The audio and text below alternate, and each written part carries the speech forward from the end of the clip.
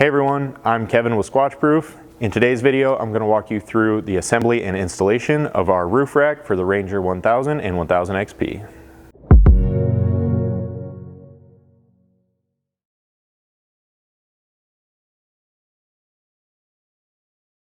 Now in this video, we're going to walk you through a few different variations of this roof rack being installed because it's compatible with our hard aluminum roof, the factory molded plastic style roof that you see here, as well as can be installed with no roof at all.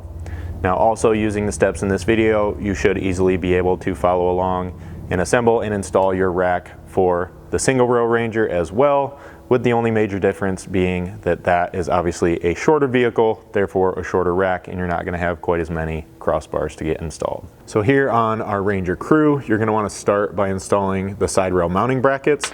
Those are going to bolt right into the 3 sets of holes here along the sides of our roof. Basically, there's going to be 1 set of slots on each bracket that lines up due to spacing. So you'll find the set that lines up with those holes. And then you want to make sure that the vertical flange is toward the outside of the roof.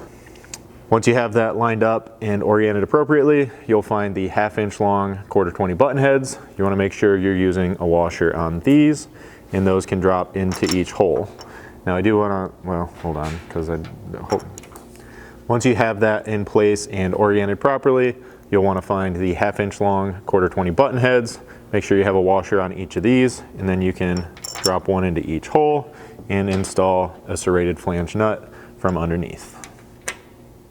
Now I do want to mention here, especially with the bracket being slotted, that if you're looking for a fully waterproof installation, you'll want to use a little bit of RTV here, just like you would have between the panels when installing your roof assembly. Now you can thread those most of the way in by hand and then leave them like that until we get the side rails bolted in place so that you have this front to back adjustability for lining up and installing that side rail hardware. Now you can follow that same general process when installing the remaining mounts along each side of the roof, with the only possible difference coming at the center mount locations here, where if you already have our roof installed, you're going to have existing hardware in these locations. So we can go ahead and get that removed.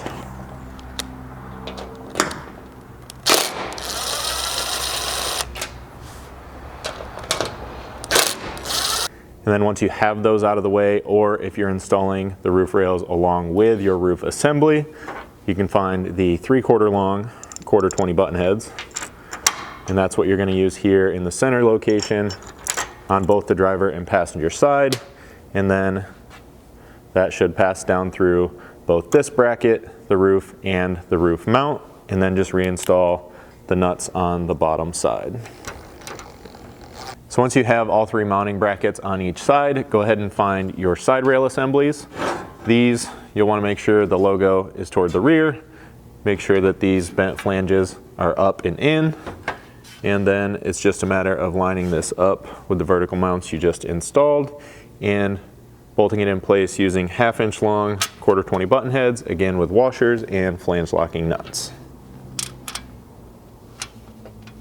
Now once all that hardware is started, you'll want to leave these loose for the remainder of the install so that you can have some vertical adjustability while we get the front and rear fairings in place, and then you can go repeat this process on the other side. So now that you have both side rails in place, we can then grab and install the rear roof rack fairing. Before this goes in place, we are going to want to install the provided edge trim along this bottom edge. So you can see I have that here. This is just like a press lock trim. So basically you're going to start at one end. You want to start this about 1 inch back from the edge so that you leave room for the flange that it bolts to down here on the side rail. And then you can just work your way all the way across, pressing that into place.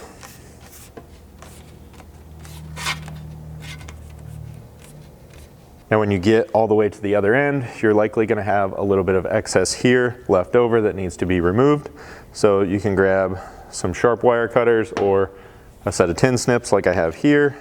You can mark it or just eyeball it if you're confident enough there. Again, basically just about 1 inch back from the edge.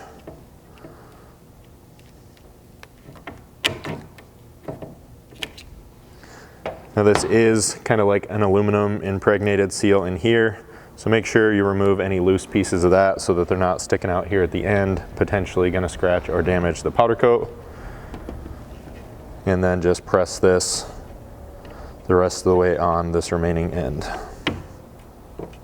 So then with that edge trim in place, go ahead and line up the fairing and then use the remaining button head hardware to bolt this in. Now once all 6 of these bolts are started, this fairing hardware can be tightened up at this time, and then we can move on to the front fairing. Now the front fairing is designed to accommodate a 40-inch LED light bar, so if you're going to be installing one of those, you'll want to do that at this time. For that, you're going to have 2 light bar brackets that simply need to be bolted in place on the back side of the fairing. The only thing critical here is making sure you get them in the right orientation.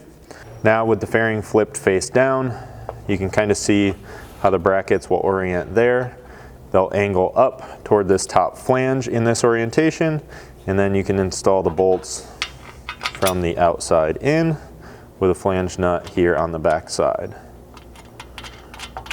Now the opposite side bracket is going to install exactly the same, and then you just want to leave these loose until you get your light bar bolted into place, both for adjustability as far as width and side-to-side adjustability to make sure that you get your bar centered in the front cutouts. Now, since I'm working alone, I'm going to leave the bar out of this fairing for now and then install it once the fairing's up there on the roof. If you're doing this install with a friend and have an extra set of hands, you could very easily install that now, and then the 2 of you could lift that into place and it wouldn't be awkward or whatever, it'd be easy to install there. And then much like the rear fairing, you'll also want to install the provided edge trim at this time.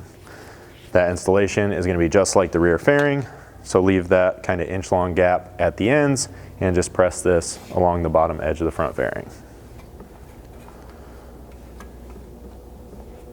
So once you have that in place, this front fairing can be installed. Now this fairing is going to install much like the rear. You'll slide it in place over the side rails, begin lining up the holes, and then install your 1/4-inch button head hardware.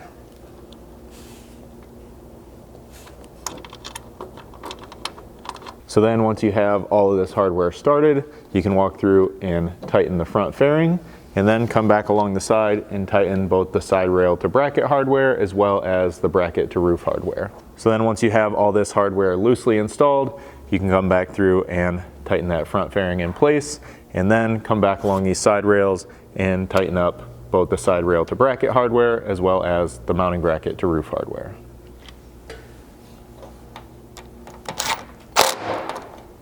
Now when you're tightening this side rail hardware, you do want to make sure to apply a little bit of downward pressure, as that's going to put pressure on the front and rear fairings to hold that edge trim tight to the roof panels.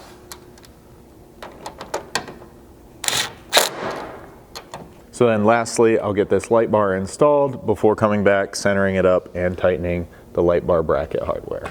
So once you have that in place, all that's left to do is wire that light up to complete your install. So to this point, we've been installing this in more of a basket configuration over top of our Squatch Proof roof. However, you're also going to receive 5 of our extruded aluminum crossbars that can be used along with this to mount accessories in different gear. So here I have just one of those aluminum crossbars, for example.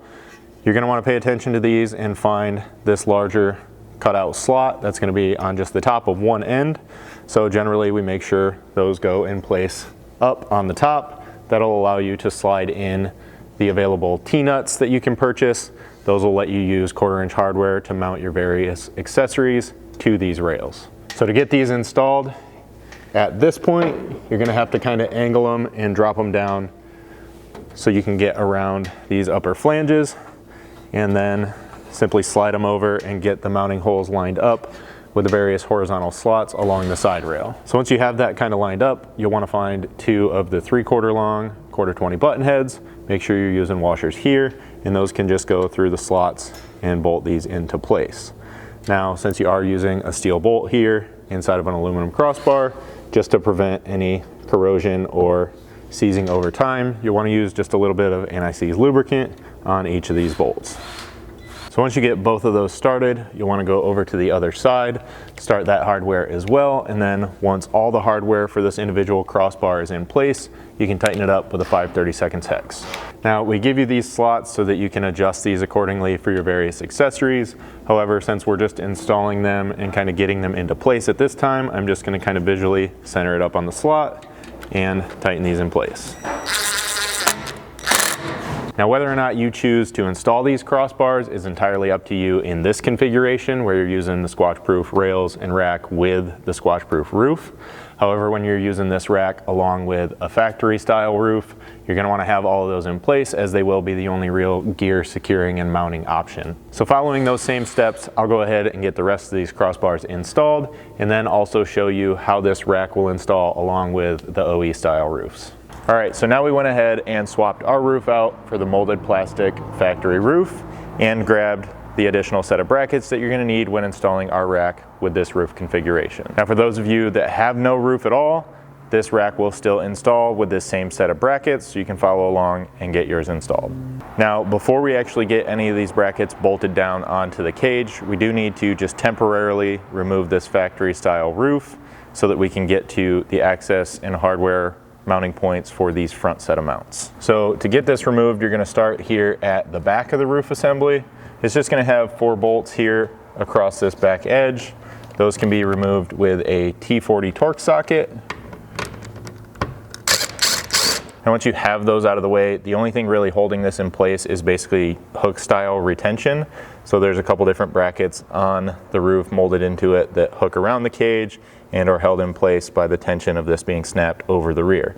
So you can come in between the 2 outer holes, basically just get your hand behind here and pull back and lift up. That'll kind of release the clip here, and then we can do the same thing over on this other side. And then once you have the back released, now we're here in the center of the vehicle. You can kind of see the 3 main clips holding this in, and then there's 3 more along the front edge that are very similar to this. So once you get in here to this point, make sure you kind of lift up on the back if need be, and then you can basically just push forward to release those from the roll cage there.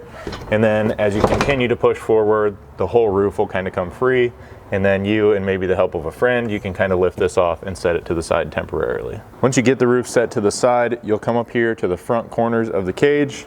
Doesn't really matter which side you start with, but you're going to be looking for these 2 hex bolts. You're going to need a 15mm socket and a 15mm wrench, and holding from the bottom side with the wrench, you can go ahead and remove each of these bolts.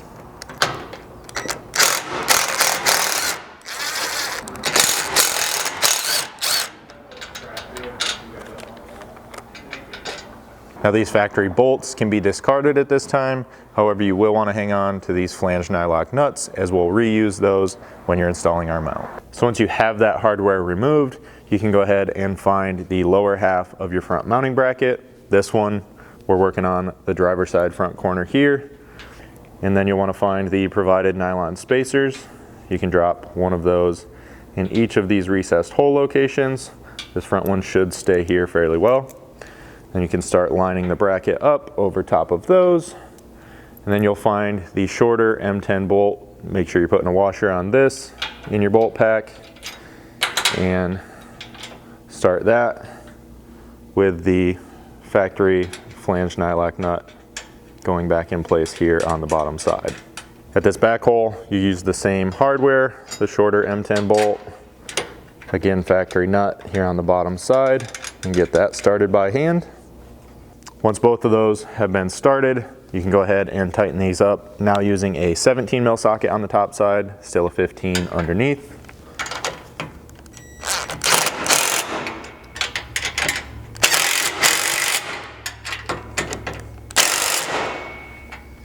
And then repeat this process over on the other side. Then once you have that passenger side bracket bolted in place, you can go ahead and reinstall that factory plastic roof. Once you have the plastic roof back in place, or obviously for those of you not running a roof at all, now you can grab your upper half of this front mount.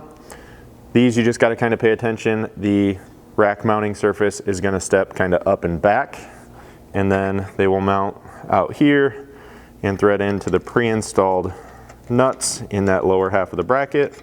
These are just going to be 1/2 inch long, 1/4 20 button heads with washers installed here. And then you'll just thread these in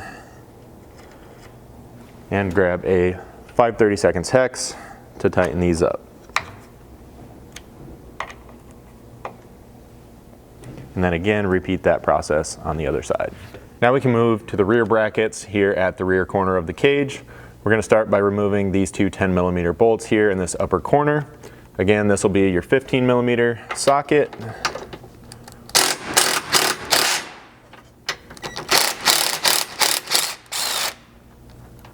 Now the back side of these, there's kind of a hex built into the cage assembly itself that sort of holds the nut. You may just have to add a little bit of pressure to the back side there to hold the nut in the hex while you remove the bolt. Then at this point, you can find the rear mounting bracket corresponding to the side you're working on. So this one's going to be the driver's side. Just kind of match up this radius. That's going to be the easiest way, and then make sure that this flange kind of comes up and forward. And then you're going to find the longer 10mm bolts in your bolt pack, along with the aluminum 3/4 inch long spacers. And you're going to kind of configure it like that. Bolt through the outside, spacer behind the bracket at each of these two bolt hole locations. And you can begin kind of lining that up, putting it in place, and then reinstalling the factory nut to the back side.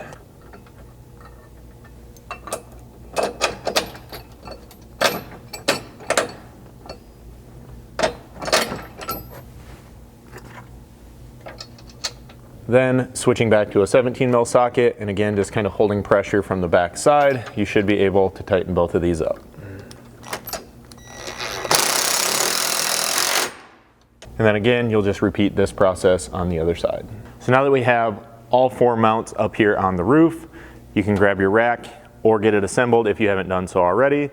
Using the prior steps in this video where we installed the rack on our aluminum roof assembly, you should be able to follow along those and get assembled to this point. Now you can either, if you're working by yourself, grab the individual side rails, bolt them to the mounts up here, and then kind of assemble the rack around that, or simply build the rack to this point on the floor, grab the help of a friend to set it up in place. And when you're doing that, you just want to make sure that the mounting surfaces here on the mounts up on the cage wind up inside of the outer side rails here. And then you can start with the 2 mounting holes at the back corners of these side rails to get the rack lined up, and then go up front to line up and install hardware in the front mounting holes.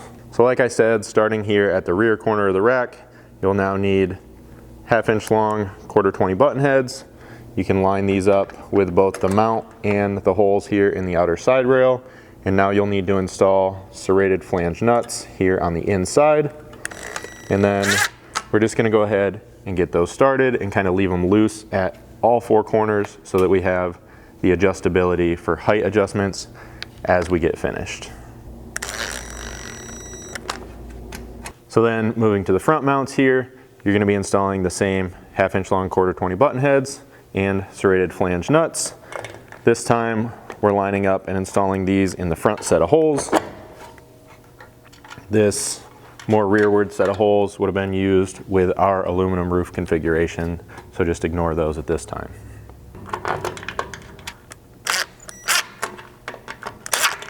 So then once you have all this hardware in place at all 4 corner mounts, you can move on to height adjustment of the rack. With this, there's vertical slots in each mount.